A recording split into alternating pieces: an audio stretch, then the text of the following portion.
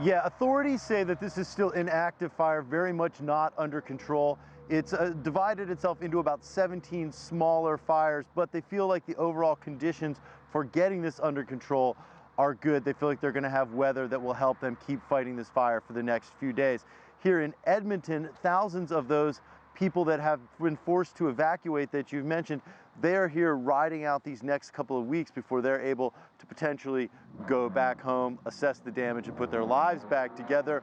We've spoken to many of them here that are showing a lot of gratitude for all the people here in this community are doing for them. Look.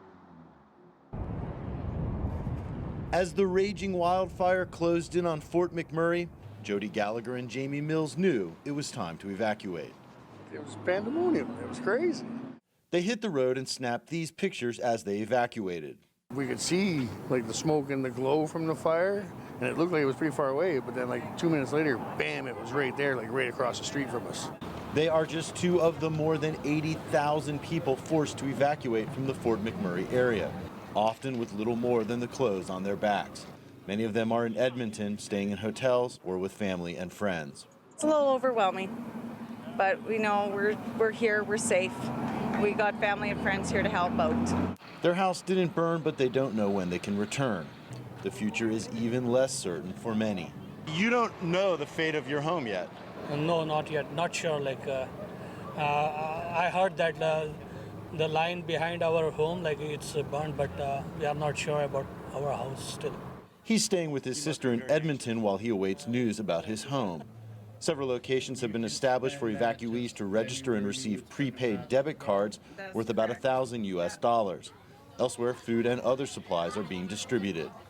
Vijay Shirhadi is an engineer with an oil company in Fort McMurray. This Monday I'll be flying back to Fort McMurray, live there in the company camps for a week, and then come back in the weekend. As he gets back to work, his family will remain in Edmonton. I really appreciate the people in Edmonton. They have really opened up their houses, their arms and their hearts for us. I really appreciate it. Authorities here in Edmonton have distributed about 22,000 of those prepaid debit cards worth about $36 million US, Jessica.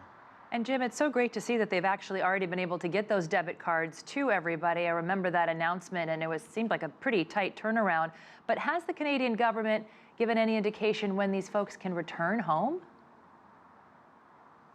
Yeah, a lot of these people, they literally left with just a few possessions, and they really need that money to get through this short-term period. As for when they can go back home, the government here putting a loose 2-week timetable on it. Before they can go back, they need to get utilities like water and electricity back up and running. They have to get essential infrastructure services like hospitals and schools up and running, and they need to make sure that the terrain there, the environment, is safe. About 2,400 homes have burned. They need to make sure that those areas are safe when everybody comes back and is assessing the damage. That's a lot of work. There are thousands of people up there, Jessica, working on making that happen as quickly as they can.